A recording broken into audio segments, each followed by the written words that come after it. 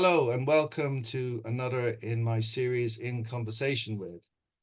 And today I'm very pleased to have with me an author from the United States on the East Coast. His name is Mark NeCamp Jr. and he has a new book out today, in fact, and so do I. So we are actually on the same publisher, which is Collective Inc. And the imprint, I think, is the same, which is Moon Books Publishing. So anyway, enough about that for now. I'm going to hand you over to Mark, who will introduce himself, tell you a little about what he does. Thanks for coming on, Mark. No, thanks so much for having me. It's really an honor and a privilege. So I'm Mark NeCamp Jr. Here in the United States, and what I do, aside from being a teacher for paganism, magic, the occult, witchcraft, and that sort of thing, I have a day job where I do sales and marketing. I also have a nonprofit called the Invisible College that just registered. I'll talk more about that, I imagine. I'm also working on some entrepreneurial pursuits that kind of involve spirituality. And other than that, I study a lot. So my knowledge base is everything from alchemy to polytheism to ceremonial magic, a lot of Eastern magic I work with, and everything from like Tibetan Buddhism to what would be classified as like Indian Tantra. I kind of run the gamut. I've been like a lifelong learner, and I just love to keep learning and helping people. That sounds great. Sounds very interesting. Yeah. I had an interest in a load of different religions over time. I mean, I suppose Roman Catholicism was what I knew, and then I was introduced to Buddhism by an uncle. Later on, I went away as a student to London, and I looked at Kabbalah, I looked at sort of Hindu, Buddhist, uh, Zoroastrianism, even a quick look at Islam, sort of esoteric Christianity, all the Celtic stuff, um, and then in the end, I suppose I decided that Druidism was really the one that fitted me best. But yeah, I've always had an interest in all these different parts. Even though I'm not a Christian, I still found, the what you call the apocryphal and pseudepigraphal not gospels very interesting to read, even though I don't actually believe in Jesus as a divine being. But so we'd be quite similar, I suppose, in that we kind of wide-ranging interest across the whole kind of world of spiritual belief. Mm-hmm. Absolutely. And Yeah. I too have been a student of esoteric Christianity and of course like the Gnostic Gospels, the Nag Hammadi scrolls, and that sort of thing. And so Yeah, it's definitely quite familiar. fascinating, isn't it? I don't know if you saw recently there was in Turkey, they found what is supposedly an original version of the Gospel of Judas. Mm-hmm. I'd love to see. They say they've had it dated, the Turkish government, but I guess a lot of info hasn't been like, it was reported in the news, but actual kind of proper reports, like official reports, I've not seen anything on that. So they claim it's like from about 50 CE or AD, which is incredible, like something like that, 50 to 100. And it's seemingly written in Aramaic, in gold paint on leather, gold ink. So, I mean, I'd love to see that. I mean, it would be amazing if it's genuine because it just is as you probably know, that it's quite different from the normal gospels that, the four gospels. It's basically would be regarded as heretical by the main churches. But my God, if that is genuine, that's the oldest Bible by miles. So I thought that was amazing. I'd love to know more about, whether it really is genuine or just a very clever fake. But anyway, talking of books, your own book has come out called Energy Magic, isn't it? Correct. Yeah, and I have my own book has just come out today, the same day, which is called A Path Through the Forest, which is, well, quite different. Um, You know, mine is a book of essays, and at the end of it, there's I think 7 interviews, and yours is sort of a sort of a, oh, I suppose it's a compendium of magical knowledge, I suppose, would be the best way to describe it. Yeah, I think that's a great way to describe it. Uh, so basically, kind of give you some background on the book. I've studied everything, like pretty much practically everything from ceremonial magic to chaos magic. And of course, chaos magic is a bit of a misnomer. It's really not about summoning chaos. It's really what you can call a postmodern approach to magic, saying that magic is typically developed in a kind of, I always say, a spiritual bubble. So, of course, you have things like Kabbalah, which comes from Jewish mysticism, or you have kind of the esoteric schools of Islam, even like Sufism. Hmm. But all these things happen within a context, a cultural, religious, almost an anthropological context. But we take these teachings, we kind of come across them far removed from the original place they came from. So if we can kind of take those techniques and look at them in modern context, well, that's really the heart of postmodern magic. Hmm. So from studying all these different systems, I started realizing there's a lot of commonalities. For example, almost every magical system has its techniques of like purification or creating sacred space. And even when you're creating sacred space, what you're doing is you're identifying with some sort of cosmology. And when you're creating sacred space, you're identifying with a certain cosmology and bringing it to the kind of the time and space that you're doing ritual in. So, for example, one of the techniques in my book, um, I talk about creating sacred space by, instead of summoning the four elements or the four directions as you would in Wicca and a lot of schools of witchcraft. One exercise I have in the book is creating sacred spaces instead of elements in four directions, using the 12 signs of the zodiac, with the idea that when you do ritual, you are recreating the universe, and the practitioner within that sacred space is co-creating with the universe itself.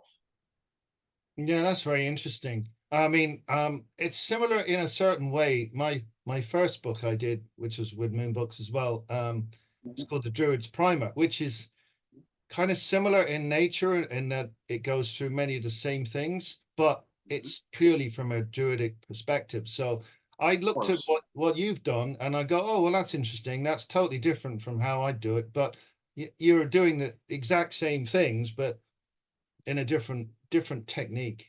So I think Sure. that's really interesting. But then it reminds me what you just said. There's a book called The Mages of Strovolos, which is a guy he's dead now in Cyprus, a Greek Cypriot, and he was a healer and he did a lot of sort of like some clearing work like you do and stuff.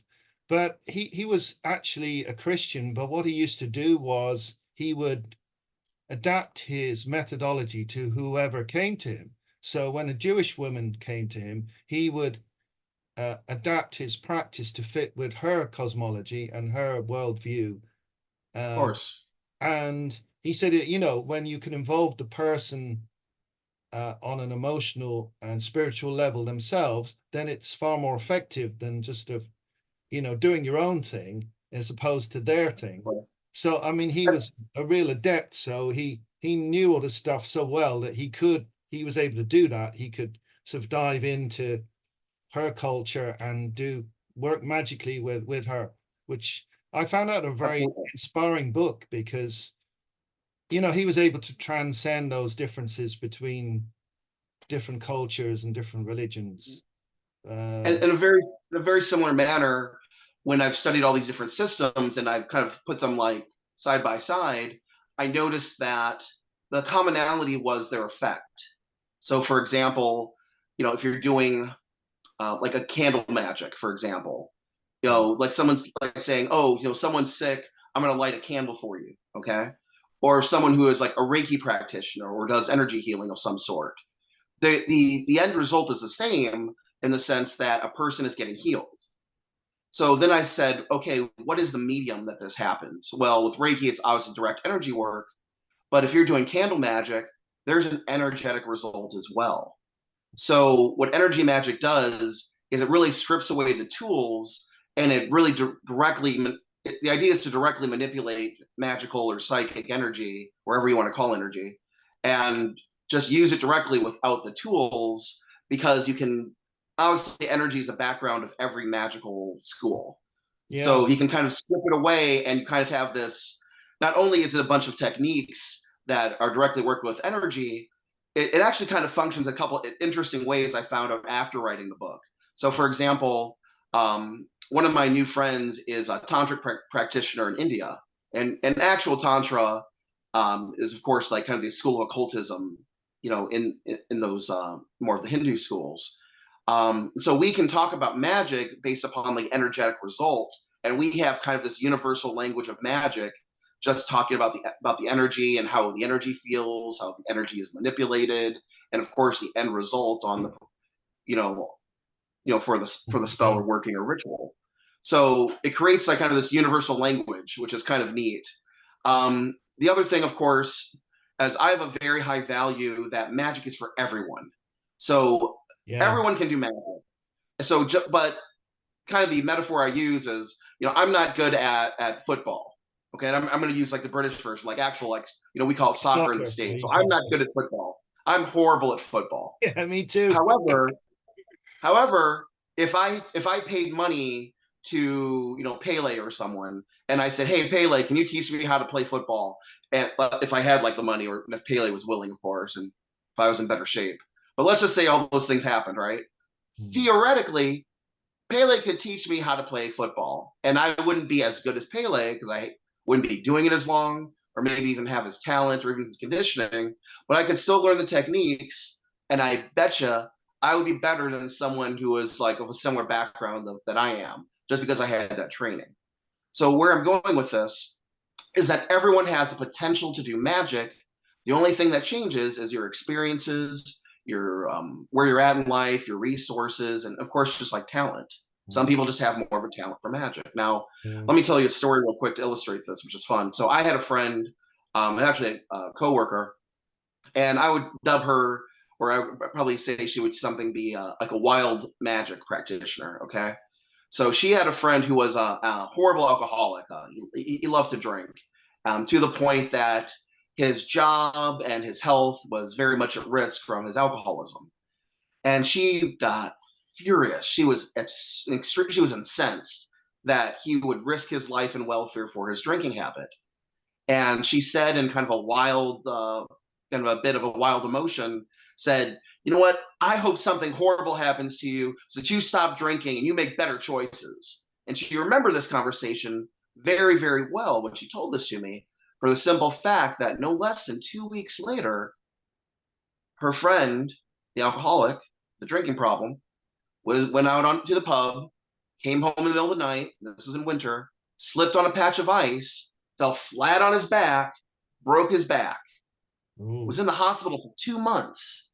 In those 2 months, he detoxed from alcohol, lost his habit for alcohol, and had time to reflect. And he said to himself, maybe I need to make some lifestyle changes. Maybe drinking isn't a good thing. And as a result of that accident, he quit drinking, got his life back together. Now, Yeah. this sort of thing happens all the time. I mean, think about some other examples. Someone goes into a room that someone had an argument. They'll say, "Wow, this room feels different." There's an ability to feel energy. And of course, energy leads into magic. Mm. Take someone who's like, let's say you're online and you're having like a really strong discussion with someone, like having an argument with an online troll, or someone just, Yeah. someone you disagree with. And maybe after that argument online, you don't feel so good. Maybe even so, you might even have some weird luck and have some bad luck after having that interaction. Yeah. That's magic. Yeah. Everyone can do magic. So Well, the I think point it's is, right. sorry. I No, go totally ahead. agree with you. And I've seen that with people who are very kind of unconscious magicians, I suppose you might call them, where they have a Absolutely. power, they have a talent, but then not everyone does, though. I mean, I'd say you're right that it should be available to everyone, but I'd say there's a couple of cases where someone might be, some people are really insensitive for whatever reason. Maybe they've had a lot of trauma. There's a few people who you just can't teach anything. Right. but they're a minority. I'd say 95% or 99% people have ability that's latent. But I Yeah, also think there are some people who are, I don't know what I suppose, unwell, to mentally not suited to do it, to using it, because they may have absolutely. psychosis as well. But they're only a very tiny Yeah, proportion of people. So, agreed. but I mean, that brings me on to one of the questions about entities, or the old word being demons. Now, like I would say, a lot of people don't take things seriously. Like you say, in their unconscious, they might have ability, but they kind of, a lot of people half don't believe in things, and they kind of play games. Like I remember a guy, he said to me, "Hey, oh, it's Halloween coming up. Hey, will we go to a graveyard and just like summon up a load of stuff?" And I said, "Well, okay, suppose we do that, right? What are you going to do when this dead guy shows up, or Sure, some like malevolent spirit? What are you going to say to it?" He says, "Well, I don't know." I says, "Well, what are you going to do about like making it go away again if you don't want to talk to it?" "Oh, I don't know." I says, "You haven't thought this through at all, have you?" He says, "No, I just thought it might be fun." I said, "Well, no, it doesn't work like that. If by some chance you manage to summon something with a Ouija board, or you go to a graveyard, you've got to deal with the consequences. And like, if you haven't, you've no plan, you've no reason for doing what you're doing. I mean, obviously, magic is very intentional.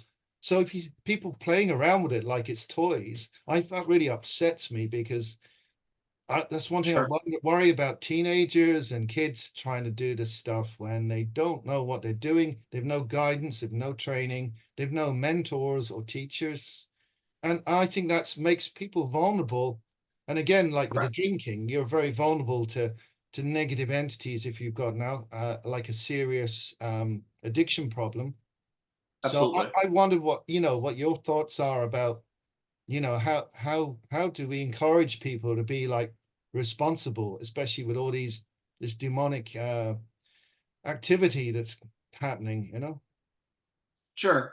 So I think part of that is, I have a high value on more of a, shall I say, a hermetic that view on magic, in the Mm. sense that magic is something that should be done for not just to negotiate one's life and get through obstacles and life problems, but also for self-improvement.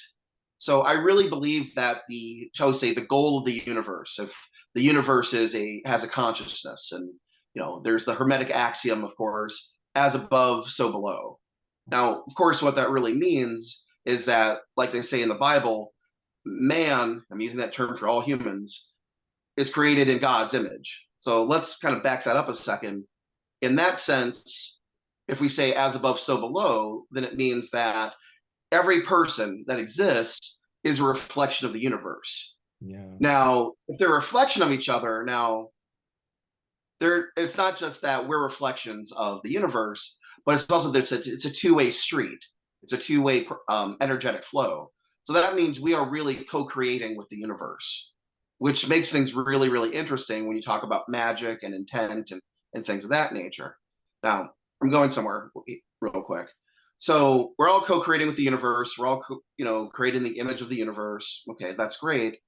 So what that means is the universe has a consciousness just as Oh, I've lost your audio. sorry about that. That's okay. Um, You're back now. Your audio's dropped okay, out. yeah, sorry. I've been using my cell phone because it's more reliable than a work call. I ignored it. So if we're co-creating the universe and we have this whole thing going on, then the universe has some sort of consciousness just like we do. Okay. Now I will argue very strongly that the consciousness of the universe is about evolution and growth. And if we kind of look at that as how humanity has evolved, we look at how our knowledge has evolved, how technology has evolved. There's one of the only constants is change, but it's not just things changing. There's change with a purpose, and we can talk about things such as intelligent design. Um, there's a lot of other philosophers and or have talked about this, but if there's like an evolution, this evolutionary current or propensity towards evolution, then that means the universe is doing it, but so are we. And if every time we do magic and every time we do anything with any sort of spirituality, we're connecting to the universe, we're connecting to each other, we're connecting to the earth because everything's connected, because everything's made of the same stuff and has the same origin, then that makes things really interesting that the goal is evolution and growth. And so we have a responsibility, not just as practitioners and people with experience who've been pagan and occult teachers for some time.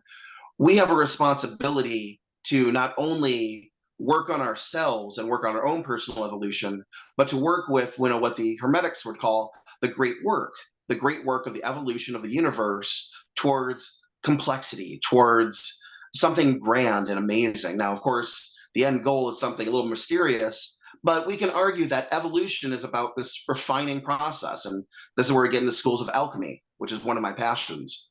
So the goal here, and this is where I'm kind of going back to self-responsibility and then even ethics, is that I strongly advocate that all magical ethics and everything we should do should be rooted in the fact that we're all connected spiritually and that we're all on the same team. We all have the same goal of co-creating and working with the evolutionary processes, not just of ourselves, but of each other. Now, real quick, this is where we kind of go into the vow of the Bodhisattva, where the Bodhisattvas in Buddhism will say, hey, I'm going to renounce final enlightenment and final release until everyone else is enlightened.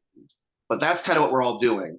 We're all co-creating with the universe. We're all helping each other. We're all evolving. And that has to be the backbone of all magical ethics. And this goes beyond things like the threefold law or any other magical ethics. This is something greater. This is something higher and above that. And I think something that's even more approachable and can even a way to have like a conversation with people who aren't necessarily, into paganism or occultists. It's something that really speaks to, what we are and what we do as a human race. Well, I think you're right. That's really the goal, the aim. But I was obviously think from my own experience, there are some people who don't really believe in that, and they are just self-centered, and they're not interested in the universe. They're not interested in the rest of humanity. They're not even interested in the man or woman next door. Yeah. So Sure. I mean, that's That's one okay. problem, That's okay. So real quick, so if you in psychology, there was this teacher, this professor named Abraham Maslow, and everyone who studied like intro to psychology knows about Yeah, Abraham I know Maslow. him. Yeah, yeah, yeah. So those people who are only caring about their lives, they're here in the bottom part of the pyramid. They're worrying about their physical needs and just survival. But if we can work on kind of working on the bottom part of the pyramid, not just in our lives, but as a species, as a country, as a neighborhood, as a community, whatever, then we can go to these higher ideals of emotion. Then we can go up to like, self-actualization. And, magic is evolved in all those things. So if we talk about like low magic of, hey, I need a job, or like thaumaturgy, once we have those base needs met, then we can talk about emotional fulfillment. We can talk about self-actualization, and we can talk about all those higher things. But that's where magic goes. And I really connect the hierarchy of needs to like thaumaturgy and theurgy, or like low magic and high magic. They're kind of the same thing here. See what I mean? Yeah. Well, it's interesting what you were saying about this connection. And now, from my point of view, really, certainly my druid training is being of service is a really important part of that. Yes. So, I mean, you don't even, well, I did training in various places, but I spent 7 years with OBOT, and with them, it's like you don't Mm-hmm. really actually learn any actual what you call real magic as such for quite a long time. You're learning like basics, you're getting into ethics and healing work, and then you get into actually formalized kind of magic in I suppose what you call spells much later on. So I mean, I think, all along it's like this thing of actually trying to do something of benefit. So I mean, I think there's some problems there with like I was just saying to you before we started about this really, really expensive weekend courses, which were like Mm-hmm. mind-blowingly expensive. And I'm very much for, like you say, spirituality should be for absolutely everybody, apart from Okay. obviously people with like some obvious reason why they shouldn't be kind of accommodated because because it could be dangerous for them. Apart from those very few people, I think it should be accessible. And I really feel that a lot of it, especially in New Age spirituality and to a large extent paganism too, it's not accessible. It's incredibly expensive. It's Mhm. elitist, and you know, um, and well, you've got a job and I've got a job too. So we're both fortunate in that we're in a position that we don't have to charge like crazy money. But I mean, what do you think the answer is to this problem where all these people wanting like that one example I told you about was a Mhm. woman who's actually in Ireland, although I'm not sure if she lives here anymore. Almost €3,000. It's about $3,000, 2,800 for like Sure. 2.5 days. And I was like, oh my God, that's so crazy. How could anybody afford that? Cool. What are your thoughts about how do you reach people uh, that they're like at the bottom rung of the like earning ladder? I mean, Cool. they have spiritual needs too, don't they? Absolutely. So I have a couple of answers actually to that from my personal life and actually some things that I've just started working on. So one thing, I had my Reiki and shaman teacher, Sean Clark, who's no longer with us. He had a strong value on making things accessible, but also that. Um, so okay, so let's say you're taking a Reiki class or any sort of spiritual class. There's spiritual teaching being changed for money. Now, what Sean always taught me was there should be energy for energy, but it doesn't necessarily have to be about money.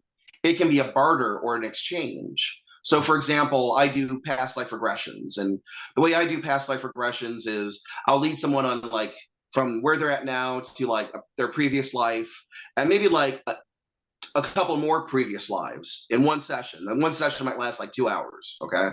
But what I do is I'm leading them as a line. I'm drawing a line through space and time with their past lives, and then I'm helping them heal a karmic pattern that's hurting them in their life right now. Now, I used to charge quite a lot of this. I mean, 2 hours of my time to do like 2 or 3 past life regressions in a session. It was very intense, and then I did energy healing on top of it. I mean, I would have to charge like a crap ton of money. And if I could do it, I mean, I could easily market this and I could live off that, right? Hmm. But instead, I ran into someone who was very poor. They were living off of, welfare. I think you call it the dole there in England. Hmm. Yeah. So, or in the British Isles. And they were on the dole and she couldn't afford it, but she was suffering. And I could not in good conscience deny this person that was suffering. So I said, what do you have of value? And she said, I've got, I make blankets. And she made these very, very beautiful blankets. So I said, I tell you what, I'll do any spiritual services you need in exchange for one of your blankets. And that worked for her. And I was able to help her. And she felt honored and respected. She didn't feel so because the thing is, sometimes when you give charity to people, there's kind of that backlash of, oh, I feel ashamed for taking it. So that's kind of where the energy for energy thing comes in. And the fact that she could barter and trade for spiritual services made her feel good. She didn't feel guilty. And of course, any emotions of like guilt or shame are going to completely ruin any sort of like spiritual work with someone. So I stopped that trap of guilt and shame, but I also honored and respected my effort, my time of having energy for energy. So I want to really put that idea out there in our communities that you don't have to barter things for money, and that if there's someone with a need, you can do that. Yeah. Another thing is, another thing you Go can do ahead. is like sliding scale.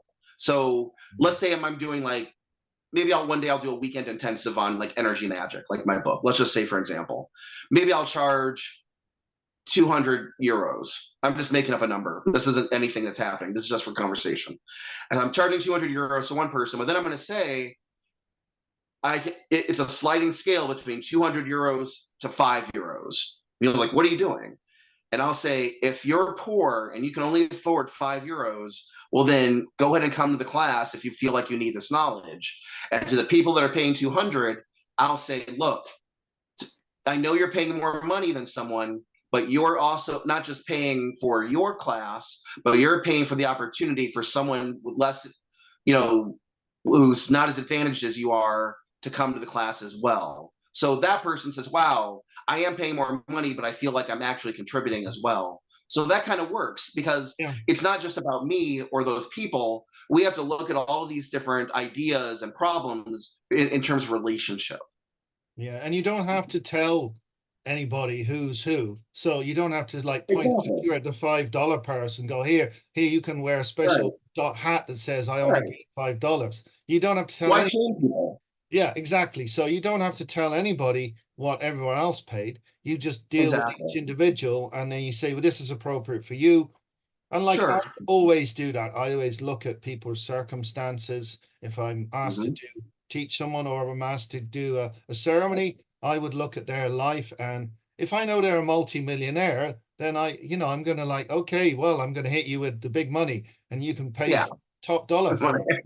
But like, Right. if someone comes and you just know they show up some in this beaten up old banger of a car and they're dressed in really cheap clothes and you know they don't have a shitload of money. And so I'm not going to say, oh yeah, that's going to be €500, please. I'm going to like Sure. do my absolute best to accommodate them, but without embarrassing them, obviously. Exactly. And then if it turns out they can do something for me, like say, uh, I'm always doing gardening. I don't have enough time. If someone said, "Hey, I'm broke, but I love gardening," I'd say, "Well, hey, give me some help. Come and help me in the garden. I don't have enough hours in the day to do all the stuff." So I think there's creative ways around this, and like Exactly. um, and I suppose like you, I'm lucky. I've had a load of different jobs, and I've got a job, so I could Yeah. afford to do everything for nothing if I really wanted to. Although I generally don't do everything for nothing, but Right. I pick Right. and choose. Depending on the circumstances, I might decide Yeah. to do something completely free. And I'm lucky, I suppose, to have that flexibility. But I am aware that some people, yeah, they don't have that luxury. But I also think I feel that there's a huge element of greed, and that there's a lot Yes. of new age people who like set themselves up not only expensive, but as sort of gurus, as like, hey, Mhm. I am like paraphrasing the Bible. I am the light, I am the way, follow me, drink the Kool-Aid, you just do what I tell you. And that Yeah. really sucks because I just think, if you start believing your own mythology and your own like publicity, that you're going down a bad road. And I don't think you're going to do a good job of actually helping people with their own development. Hmm. What's your I thoughts on agree. So I've actually been thinking about this a lot. So I have um I have someone who's helped me in the pagan and occult communities who runs successfully several businesses in like Salem, Massachusetts, and New Orleans, Louisiana. Now, for those who don't know, Salem and New Orleans are very much known for like witchcraft or voodoo, okay, respectively. So you have a lot of tourists, like especially during October and for Halloween, that go to Salem and they want to touch a magic. They want to know about witchcraft. They want to know about witches, because the Salem witch trials happened, and it's a whole thing. Okay, it's a whole cultural phenomenon. So you have all these tourists who are interested in magic, but they're not going to be practitioners. They're not going to pick up a lot of books and learn magic. They're probably not going to like write a book about druidry or energy magic. That's not going to happen. But what they're going to pay for is an experience. So there's a lot of different ways we can look at this economically instead of just spiritually.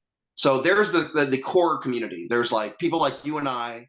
We're kind of at the core, right? We're like the people who are like kind of holding it together. We're teachers, we're writers, we're doing our best to like be of service to our immediate spiritual community, right? So there's us. But then there's the people we serve kind of outside of that. And there's the people like who are sincere seekers, people who are not just learning about magic, but actually learning about religion and spirituality in terms of like paganism and everything under that umbrella, from like Wicca, Druidry, heathenry, all those different like you know, many religions that are under the umbrella of paganism. Yeah. Okay. So there's our core, then there's kind of like the outer core.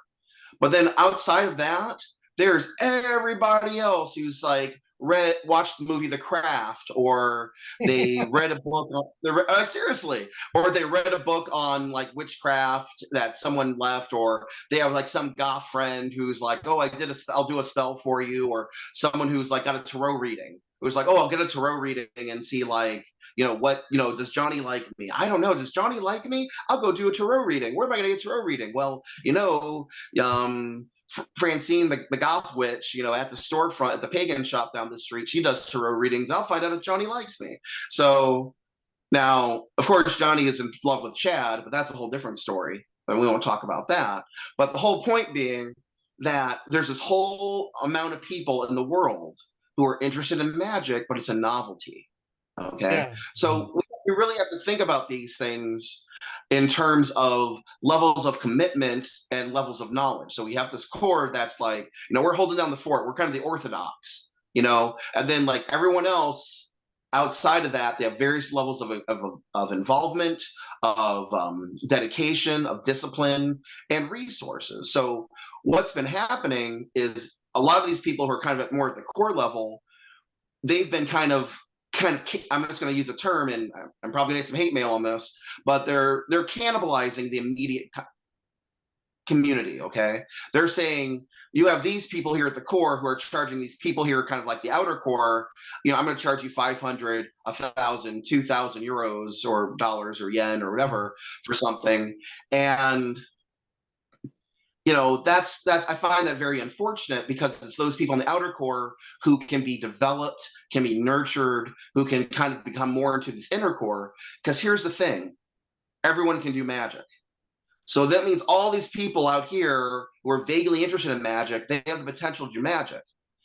What I'm advocating here, just like the people who are store owners in like Salem or New Orleans, that we don't cannibalize our community and charge our community a crap ton of money. Instead, go ahead and charge people for the novelty. Okay, charge those people whatever, and have good business models to like capitalize on interest and pop culture and the things that are trending on TikTok or social media.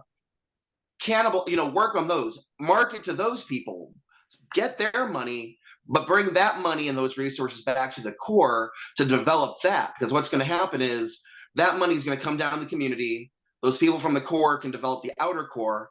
Those people, that little core here is going to get bigger. And then we can reach more people, train more people, make the world a better place. But what we have to do is really work on business models of cooperation within their inner core and the outer core. And then from that, work on ways to like pull in that money from more of like the mundane world. Yeah, that's a really interesting idea. Yeah, that could well work. And I think I'm aware that I'm not a young man anymore. Like we were talking about that off camera. Like I was, yeah, 19, 20, looking to learn about all this stuff, and now I'm 54 years old. I can't believe I'm this old. But anyway, so I'm not a young person. I'm like the person now that is supposed to teach someone who was my age then. So, Right. and I'm just thinking, well, some of the people I learned from are dead now, Sure. unfortunately. Like some Sure. of them, their legacy has been Here. wasted and lost. And I'm just thinking, well, part of that is like, yeah, people I'm looking at, you're going to be me in 20 years or 30 years. So, and I'm going to Mhm. I might be dead, so like it should be, you want people coming through, and the way you talked about it is actually, I think that could be really helpful in the next generation, because you want to bring them forward. I want to, what everything I've learned in my lifetime, I would hope that I can pass it on to someone. It'd be a terrible waste if everything I've learned is lost, and all these Be other people horrible. in the same situation where you've no one to pass it to, or you can't Yes. find one appropriate. And there is a lot of thirst. The trouble is, it's changed so much because the internet. Back in the day, Yes, absolutely.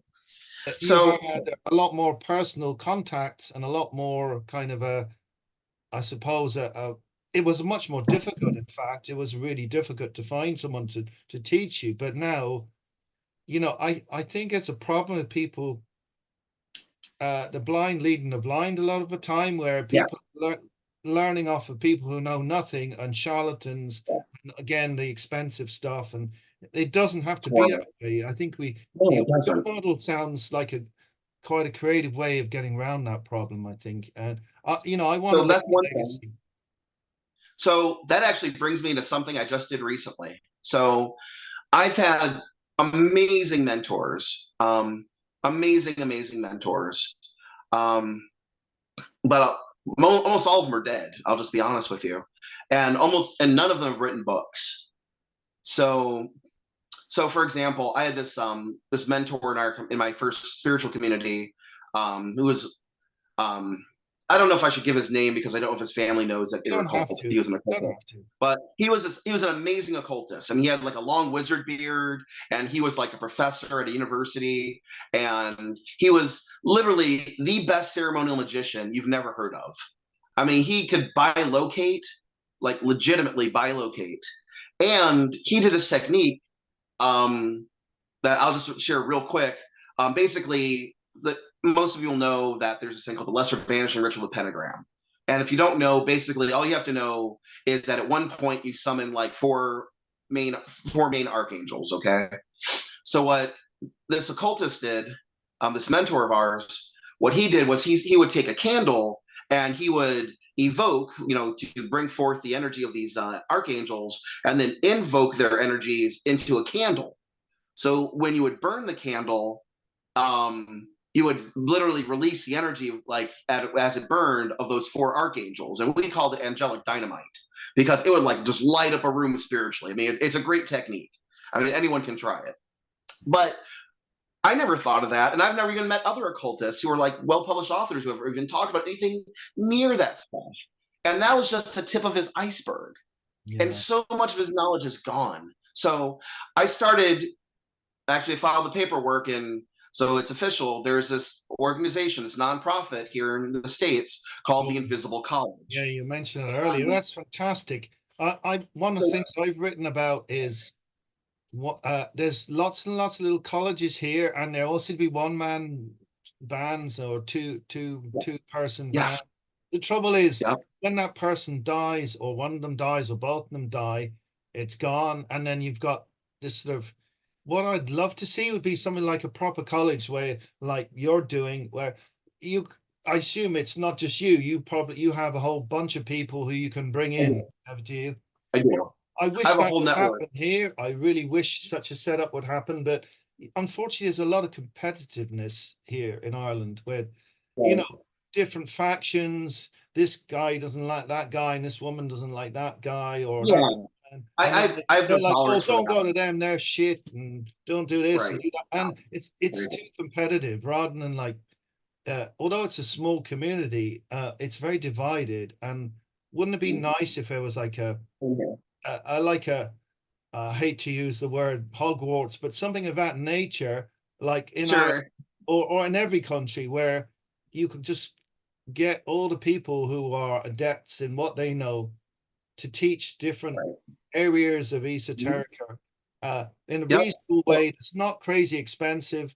And like some of the people I know, their stuff's gone completely, and it's very, it's rather sad. And then that's little horrible. organizations just collapse when the leader, you got this charismatic leader, and there's no like backup plan. There's no kind of Right. like safety net for when this person disappears. And that's just happened time and time again over All in time and time Ireland, again. where there's something that's very vibrant, the person dies, the whole thing disappears, something else Mhm. pops up, someone else does different things. Yep. But you've got a Absolutely.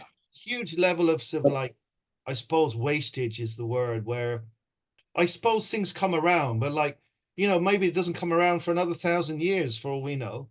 you Right. know Right. um we just don't know when stuff's going to come back again, that I would or know. should been, could have been saved and passed on. So I that idea of legacy, I mean, I can remember years ago, I had this Chinese girlfriend, well, Taiwan actually. She read my palm. She said, "Oh, Jill, girl, you might be dead when you're 25." He says if you don't die, um, you're probably going to be very, very old. Anyway, she was right about that. I went to India. I very, very nearly died at the age of exactly 25.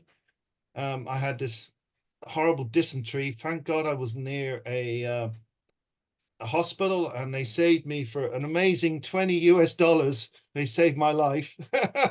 This is back in 1995. Incredible how what a small amount of money it was. Anyway, so here I am now. I'm 54. If she's right, I might live to be 70 or 80 or something, but who's to say what might happen, you know? And I'm just thinking, well, I'm not as young or as healthy and fit as I used to be.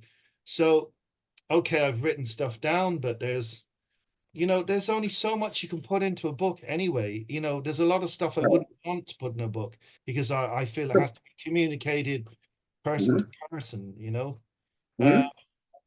So so anyway, go on. What were you about to say?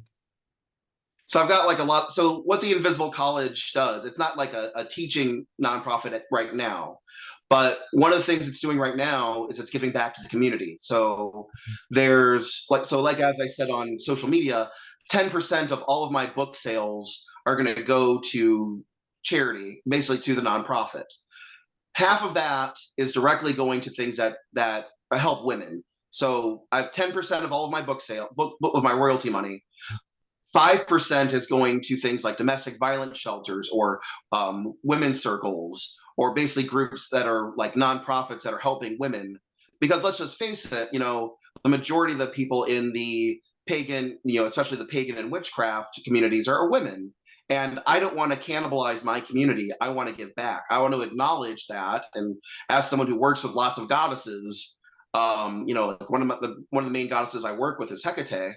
I'm a major devotee to Hecate, among other deities. But so acknowledging that, I want to give to women, and I want to help women and support the goddess in that way. Yeah, no, The other half is going directly to my nonprofit. And I'm doing things like right now, starting like a pagan elder assistance fund to help pagan elders who are either up in years or who've done contributions to the community who might have an emergency once in a while. Okay. So that's like the base stuff. That's the easy stuff. Other than that, I'm working on things such as an elder archive. So for the people that don't write books or the people that are getting up there, I'm going to get their letters, any articles, I'll do some interviews, or of course I'll have other people do interviews, yeah, but basically I'll do what I can to preserve their legacy of knowledge and experience, and that will be publicly accessible.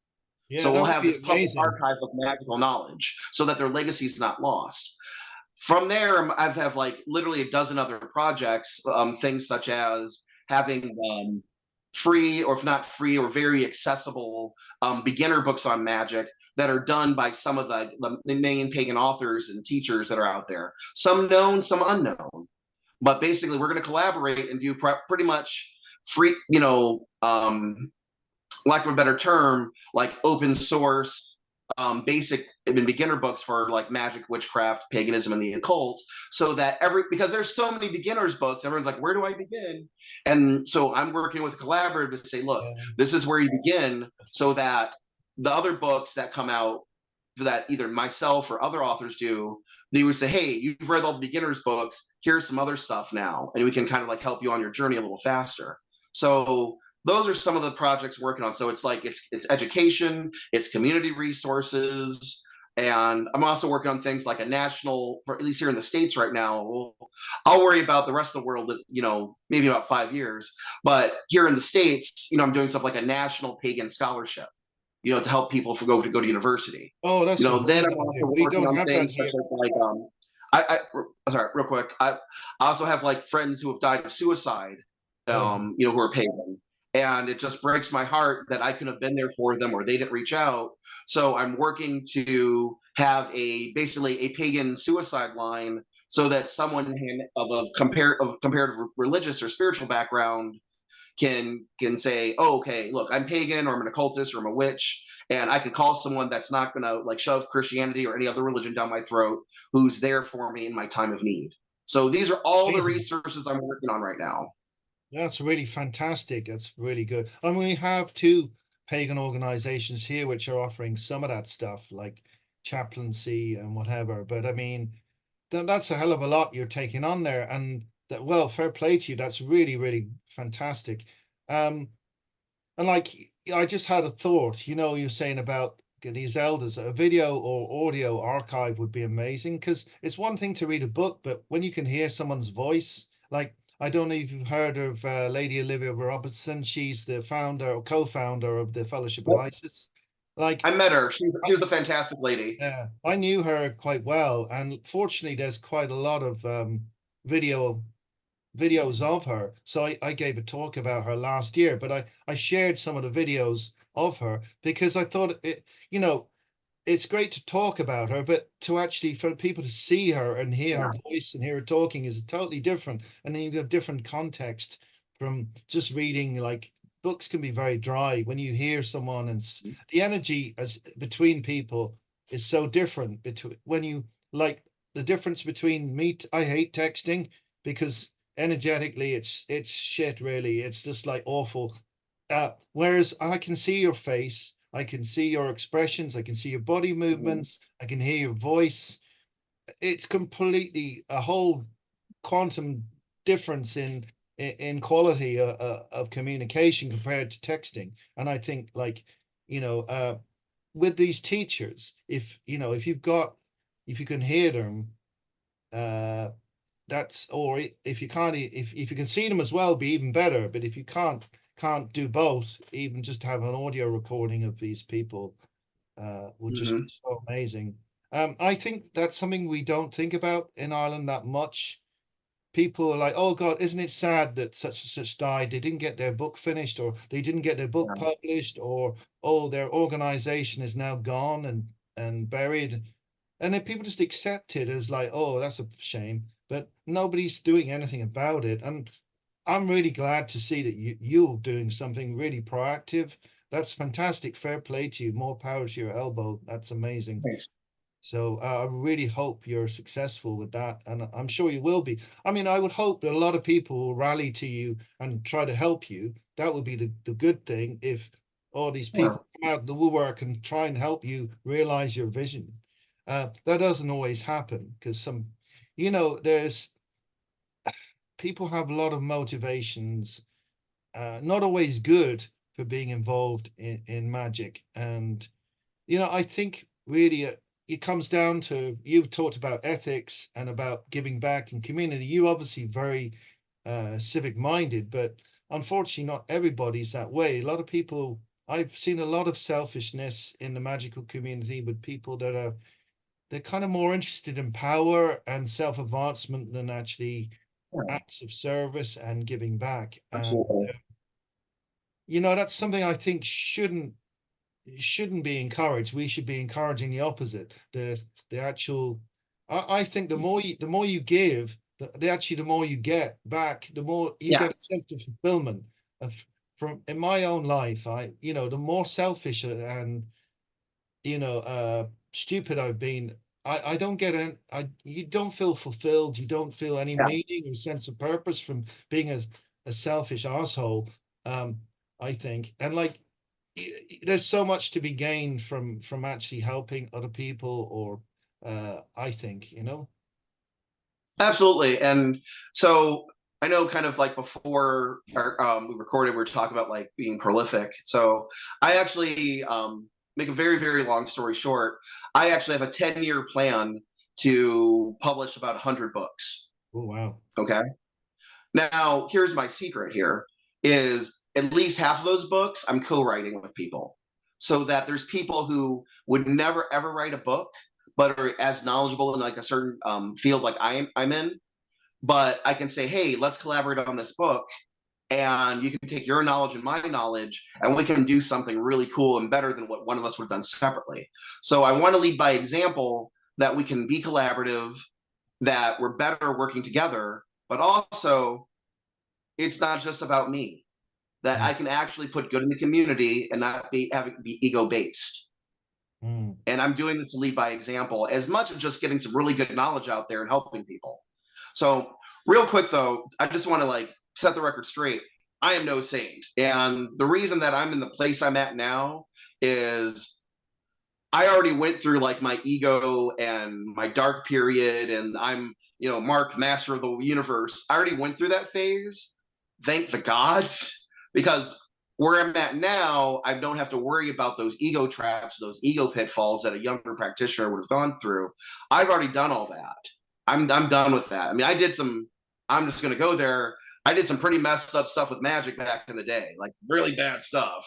And so part of what I'm doing, as I've gotten wiser, I said, man, I did some pretty messed up stuff. I kind of got to make up for that. Um, and that's kind of what I'm trying to do. Just like I feel like you're in like a 12-step program, if you're like an alcoholic or something, one of the steps is trying to make amends to people, and you can't always make amends to the people you hurt. So I'm trying to like not only just make amends, but I'm trying to go 10 times anything I would have done. And I am. I mean, stuff I did was minor, but compared to like serial killers or mass Yeah, murders or anything, of yeah. course. But this minor stuff, really, in the grand scheme of things. But I want to not just make up for the damage I would have done or even perceived, but I want to put back. So I'm going to work my entire life putting as much good into our magical communities and the world in general as I can. Well, that's amazing. That's really good. And I feel very similar in terms of like trying to be ethical, trying to give back. I mean, I've done some stupid things in my time. I don't think I've done anything particularly bad. Mostly I've harmed people more by accident than deliberately. But Yeah. I'm aware Same. I've made a ton of mistakes in my life. And as I got older, I'm maybe getting, I hopefully a bit wiser, you know. But yeah, I think ethics is really important, and it's something I think was there with like the older people that I knew that was very strongly there. And I think suddenly with this internet explosion, a lot of that vanished in terms of people just wanting, hey, I can, so I will, not should I, you know. I think the number one question is if I have this power, what should I do with it? How should I use it? Should I use it for good? Should I use it for bad? Should I use it at all? And there are times when you should refrain from doing anything, as well as doing something. I mean, I was once faced with a really difficult situation with a horrible person, and a part of me was like, "Oh my God, I'm going to do loads of bad crap to you because you've just messing with my life really badly." Sure. And I decided in the end I didn't like the thoughts I was having. I didn't like where I was thinking of going. And I thought, no, this isn't me. I'm going to do absolutely nothing. And this person actually ended up having an accident and then had, because they lost their job because of the accident, they left the country and went home. And I very consciously did nothing and decided, right, I've just got to leave it. Let the universe, if you like, take care of it, and I'll just not. Absolutely.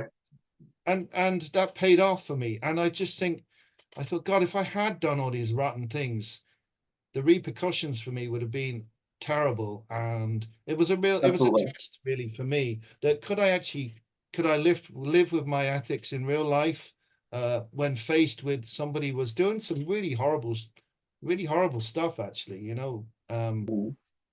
I'm not going to go into exactly what it was, but like, you know, it was actually even criminal, although unfortunately the police Oh, didn't wow. have a lot of interest.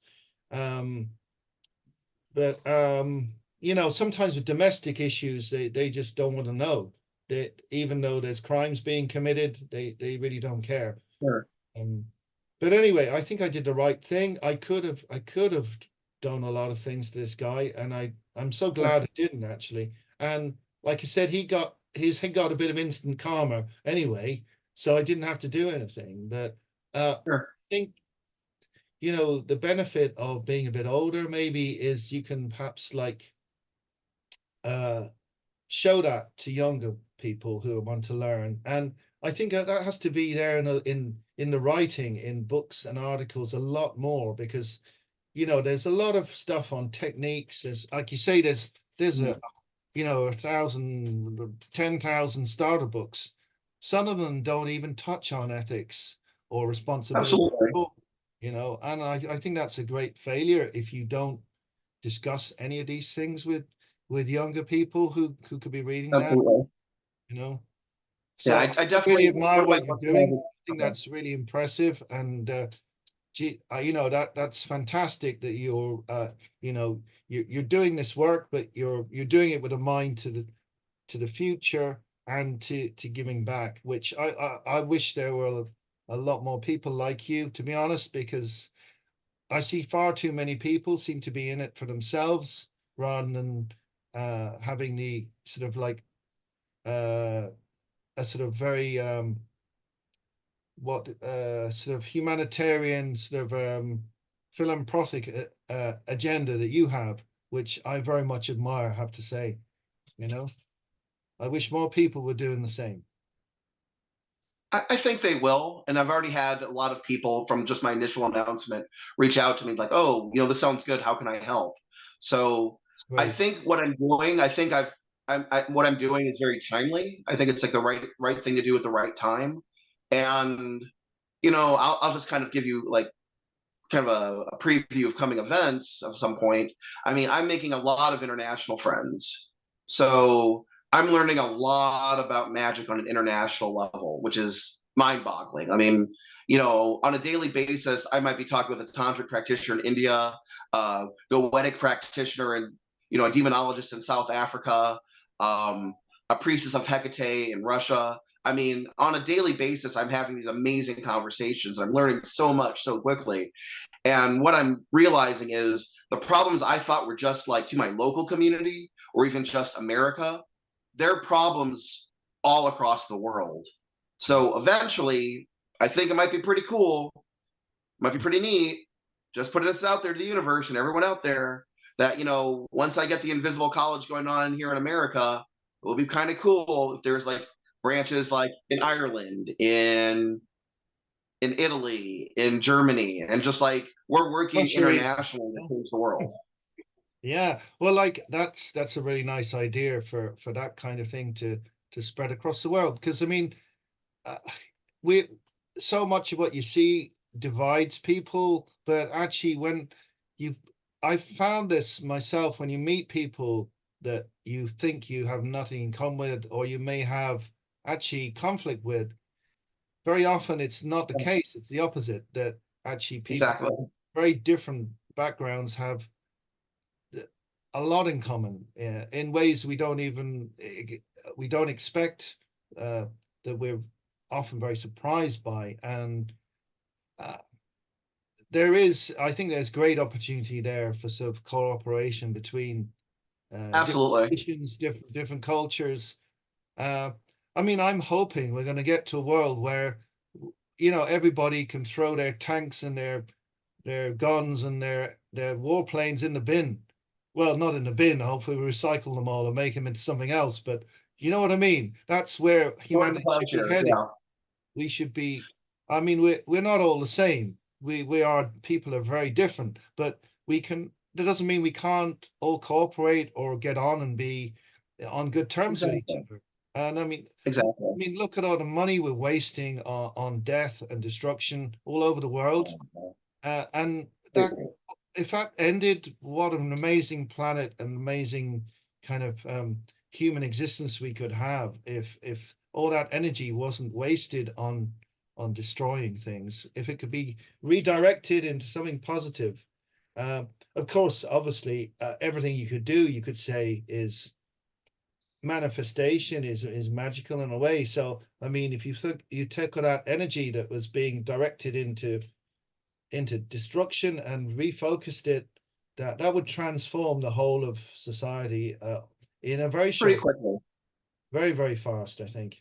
Anyway, I think we've had a good long talk, and my voice is beginning to go a bit, so I'm I've been talking too much today. So, but anyway, it's been a really interesting chat, and I'm so glad you agreed to come on at fairly short notice as well. So, yeah, that's really great. And best luck with your book and with everything you're doing, particularly this Invisible College. I think that's a fantastic concept. And I Thanks. really hope it's going to, go from strength to strength.